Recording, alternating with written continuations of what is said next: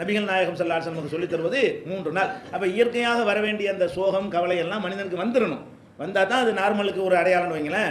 அப்போ அதுக்காக மார்க்கம் என்ன சொல்லுதுன்னு கேட்டால் லிமிட் தருது. இப்போவே உங்களுக்கு எந்த கவலை வந்தாலும் 3 நாளைக்கு பிறகு நான் ஸ்டடி ஆகிடும்னு உறுதி பண்ணிக்கிறேன். 3 நாள் வரைக்கும் என்னை இறைவன் எப்படி கொண்டு போகிறான்னு போகட்டும். வாயினால் உப்பர வைக்க மாட்டேன், தப்பான வார்த்தையை பேசிட மாட்டேன், கல்புல கவலைப்படுவேன், கண்ணீர் விடுவேன், இந்த வேலைகளை செய்வேன். அந்த பாதிப்புகளுக்கு ஏற்றவாறு என்னுடைய சில உணவுகளை குறைச்சிக்கிருவேன், தூக்கத்தை குறைச்சிக்கிருவேன், கலகலப்பாக இருக்கிறத குறைச்சிக்கிருவேன். இது மாதிரி எல்லாம் நான் இருப்பேன்னு சொன்னால் குற்றம் கிடையாது 3 நாளைக்கு. அப்போ நபிகள் நாயகம் ஸல்லல்லாஹு அலைஹி வஸல்லம் அதுக்கு நமக்கு வழி காட்டுறாங்க. எப்படி காட்டுறாங்கன்னா, அபூ சுஃபியான் வந்து மரணித்து விட்டார்.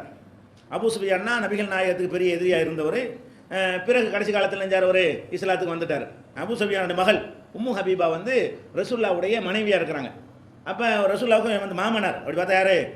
இவருடைய அபூ சுஃபியானுடைய மகளை உம்மு ஹபீபாவை ரசூல் ஸல்லல்லாஹு அலைஹி வஸல்லம் திருமணம் செஞ்சிருக்கிறாங்க. அப்போ மாமனார் மரணித்து விட்டாருங்கிற ரசூலுல்லாஹ் காலத்துக்கு பிந்தி அபூ சுஃபியான் மரணித்து விட்டாருங்கிற செய்தி வந்த உடனே உம்மு ஹபீபா என்ன செய்கிறாங்கன்னு கேட்டால் 3 நாள் வரைக்கும் சும்மா இருந்துட்டு 3 நாள் முடிஞ்ச உடனே அத்தர்லாம் கொண்டு வாங்க, நறுமணத்தெல்லாம் கொண்டு வாங்க அப்படின்னு சொல்லி மேலக்கெல்லாம் பூசிக்கிறாங்க. யார்? உம்மு ஹபீபா. பூசிட்டு என்ன செய்கிறாங்கன்னு கேட்டால், இந்த அத்தர் பூசுறது நறுமணம் பூசுறது வழக்கமே கிடையாது, எனக்கு அதெல்லாம் பிடிக்கவும் செய்யாது, நான் பூசுகிற எப்பவும் பூசிக்கொண்டே இருக்கிற ஆளும் கிடையாது. ஆனால் ரசூல் ஸல்லல்லாஹு அலைஹி வஸல்லம் சொல்லியிருக்கிறாங்க 3 நாளைக்கு மேலே கவலையாக இருக்கக்கூடாதுன்னு. அதை மாத்திரக்கு வேணும்னு பூசுகிறேன். என்னுடைய வந்து தகப்பனார் இறந்துட்டாரு, 3 நாள் கடந்துருச்சு, அதுக்கு பிறகு நான் கவலையாக இல்லைன்னு வெளிப்படையாக நான் காட்ட விரும்புகிறேன்.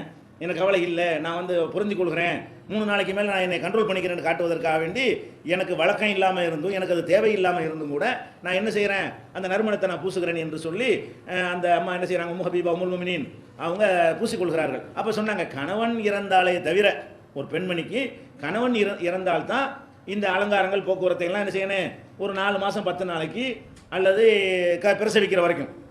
கர்ப்பிணியாக இருந்தாங்கன்னு சொன்னால் பிரசவிக்கிற வரைக்கும், கர்ப்பிணியாக இல்லைன்னு சொன்னால் 4 மாதம் 10 நாள் வரைக்கும் கணவன் இறந்தாண்டா என்ன செய்யக்கூடாது, நறுமணம் பூசக்கூடாது, அலங்காரம் செய்யக்கூடாதுங்கிற தடை இருக்கே தவிர மற்ற யாருடைய மரணத்திற்காக வேண்டியும் 3 நாளைக்கு பிறகு இப்படி குளிக்காமல் கிழிஞ்ச சட்டையை போட்டுக்கிட்டு அழுகு சட்டையை போட்டுக்கிட்டு சாப்பிடாமல் இருந்தால் மார்க்கத்தில் குற்றம். நம்மளை எப்படி மார்க்கம் கண்ட்ரோல் பண்ணது, போதனையும் செய்கிறது. உன்னுடைய மனசு பலவீனமாக இருக்கிற காரணத்தினால் அதுக்கு தகுந்தவாறு லேசாக அப்படி 3 நாளைக்கு விடவும் செய்கிறது. விட்டுட்டு பிடிக்க வேண்டியதும் கரெக்டாக பிடிச்சிருது.